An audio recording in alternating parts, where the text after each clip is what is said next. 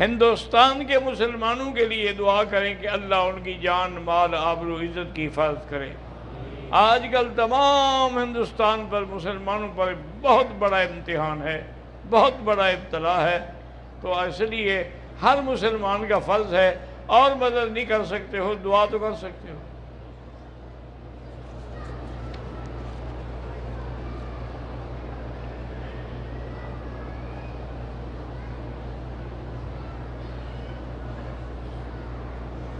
کہتا ہے میرے بیٹے نے 4 سال پہلے حفظ کیا، عالم بنانے کے لیے مدرسے میں داخل کیا، 4 سال میں کچھ نہیں پڑھا، اب تو اس نے چوری شوری کرنا بھی شروع کر دیا ہے۔ تو مدرسے والوں نے کہا کہ بھی اپنے بیٹے کو لے جاؤ، یہ پڑھتا ہے نہیں اور اس کی حرکات خراب ہیں، اب بہتر یہ ہے کہ اس کی شادی کر دو، شاید اللہ کرے اصلاح ہو جائے۔ بہرحال اللہ اصلاح کریں گے، ورنہ 2 رکعت نماز پڑھیں اور 100 دفعہ سورۃ اخلاص اول آخر درود شریف پڑھ کے دعا مانگیں کہ اللہ میرے بیٹے کو ہدایت دے دے، تو انشاءاللہ 7 دن کریں گے تو ٹھیک ہو جائے گا۔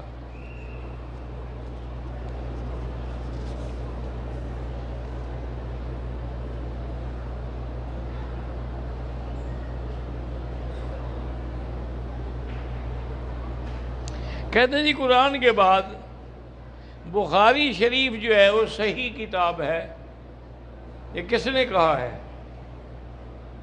یہ بھی ایک قول ہے، کوئی نہ اللہ کے نبی نے فرمایا ہے نہ خود امام بخاری نے فرمایا ہے، بلکہ ان سے پہلے تو موطا امام مالک لکھا گیا ہے۔